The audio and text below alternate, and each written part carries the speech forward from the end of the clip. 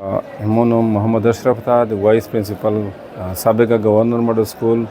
ونن سبا MMS یعنی میران شاه ماډل سکول دا د حسن ابدال کیټ کالج کیم ټیسټ د نن چې کنډکټ کیږي دلته دا تقریبا مسلسل 5 مرتبه دا پمیش په نارت وزیرستان باندې الله پاک یو خصوصي رحم ده زه خو دا وتاوی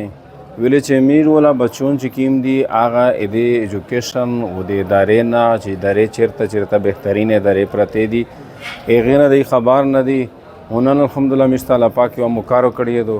د نارت وزیرستان ټیلنټ چې کیم بچی کی دي هغه کده رزمک سایډ دی کده سپینوام شوه سایډ دی کا میرلی سایډ دی کا میران شاته تحصیل ولا دی کا گورنمنٹ سکول دی کا پرایویټ سکولز دی ټول سټوډنټ الحمدلله دلته موجود دي تقریبا 18 ابو سټوډنټ دي کنه او دا سټوډنټ زمين چې دا بند خدای پاک یو ډیره مهرباني کړې دو چې یو داسې درې ته ټیسټ ور کوي چې هغه یو کریم اداره دو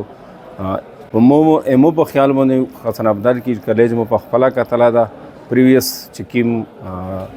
کول وو په سمر غاښ ز خپل ور غلایم د هغه ماحول د هغه بچونه تربیات دا یو بهترین اداره ده په ټوله کې کالج شه مو په نظر باندې چې مو کیم لیدلې دي او کیم می کتلې دي او مو سره سن نالج ده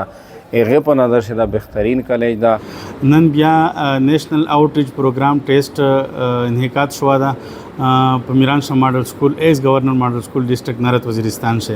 په دې پروګرام سے 30 بچون وی خو مو ریکویسٹ ورته کو سپیشل نو دی دا غشای مو ته ډبل کړلو 60 بچونه ته موقع ورکړل چې په ټیسټ شته پی آر شي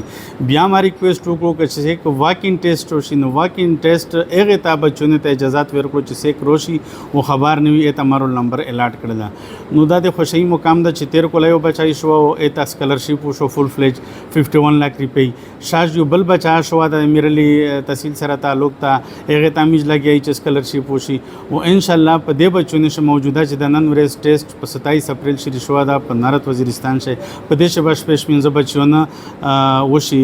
سمر کیمپ ته اینا بعد به د نومبر شه بیا ټیسټ وی کده تو سه داسې کوپریشن وی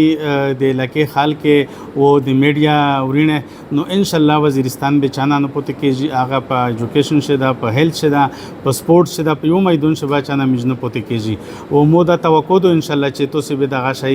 پازیټیو کردار وي د وزیرستان د ایجوکیشن د خورولې د پوره